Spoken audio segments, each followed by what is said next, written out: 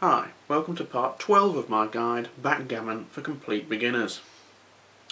Now in the next part I'm going to be introducing the use of the doubling cube. But before we get on to that, I want to explain one of the skills needed for making decisions using the cube, which will become clear in the next part. In order to make decisions about doubling, a player really needs to know where they are in the game. That is to say, are they ahead or behind?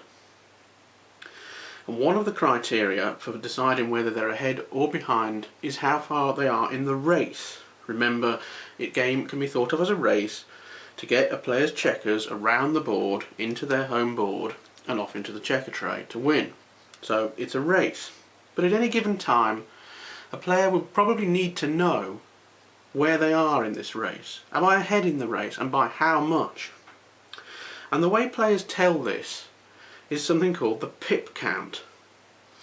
You'll often see this if you play online. You'll see a small display and it'll say pip count. But in real play, players just do it in their heads. And the pip count refers to the number of pips, or spots if you like, on the dice that the player will need to get all of their checkers home into the tray. In the starting position of backgammon, the opening position that we looked at in earlier videos, the pip count for both players is identical at 167. That is to say, it will take a total of 167 pips of the dice to get all of their checkers home and off. So how does the pip count actually work? Well, I've got a clear board here with no checkers on to demonstrate this. We've seen that the board consists of 24 points, starting from red's perspective here with this 1 point, 2, 3, 4, 5, 6, and on all the way up to 24. And the pip count is calculated by multiplying the number of the point by the number of checkers occupying it. So if we just put one of red's checkers on his 1 point here, red would here have a pip count of 1. If we had the checker here instead, it's now on his 2 point, so he would have a pip count of 2. If he had a checker on both of the first 2 points here, he would have a pip count of 3. 2 here and 1 here.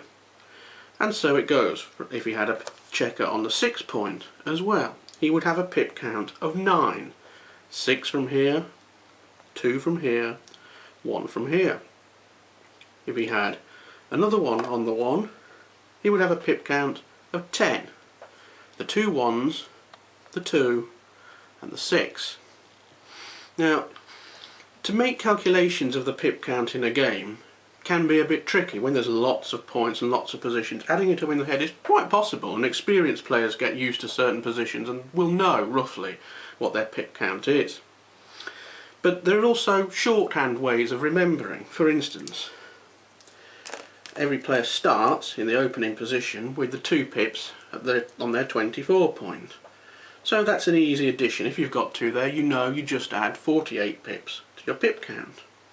If the player has, for example, a full midpoint over here, as in the starting position, this is the 13 point, of course, and 5 lots of 13 is 65. So at a glance you could see that that's a 65, that's a 48, and this is how players get used to knowing what the pip count is. So that's a brief explanation of what the pip count actually means, and in the next part, when we discuss the basics of doubling, then the pip count will be more useful.